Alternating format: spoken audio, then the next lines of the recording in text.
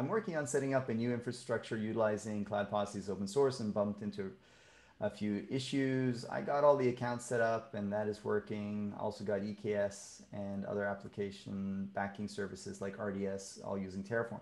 But I'm having troubles finding out how to make the next steps through infrastructure as code. In particular, I'm trying to get CodeFresh set up for GitOps, but it's not clear how to do this as infrastructure as code. I got my CodeFresh account set up using GitHub and auth, but to add EKS integration, for example, I used this account, but I did this by hand, which seems wrong.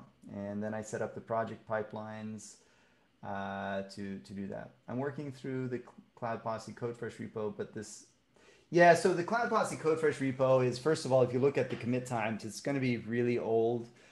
We don't have anything public that shows you how to use CodeFresh with Terraform. I don't think we have a public repo on that.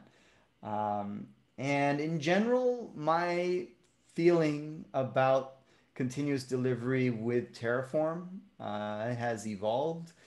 And we started using a lot of Atlantis, but we've kind of pulled back from Atlantis. The project has not adopted some of the features we really wanted, and there are some other alternatives now. So for Terraform, you might want to consider some of the SaaS offerings for deploying and managing it. And the reason for that is to do deployments of Terraform in a CI/CD setting is a little complicated. The best practice is, you do a Terraform plan and then you store that plan as an artifact somewhere. That artifact has secrets in it, so you got to be very careful about that plan. And then you review or audit that, and then you approve. That means that it's a asynchronous process potentially, and in the meantime, other PRs can come up modifying that same state. And then what happens to that plan file that you just had? That should be invalidated. So now you have this state engine that has to manage plans across pull requests in the same repo, and it gets very messy. And Terraform is not, deploying Terraform, unfortunately, is not as simple as deploying every other app in your organization, like to a cluster or something. Like deploying a container is a much simpler problem than deploying Terraform code.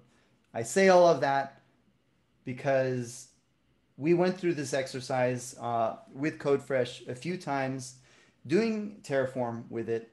And yes, it does the job. And this is not a criticism of CodeFresh. You would have the same challenge if you're using Jenkins, Circle CI, or whatever. And if you want to manage that much complexity in your CI pipeline or continuous delivery pipelines for Terraform, you can have at it. But we're kind of trying to offload that thought leadership to a SaaS provider. So SaaS providers are like Terraform Cloud, Spacelift, Scalar, N0, and there's probably even more out there as well.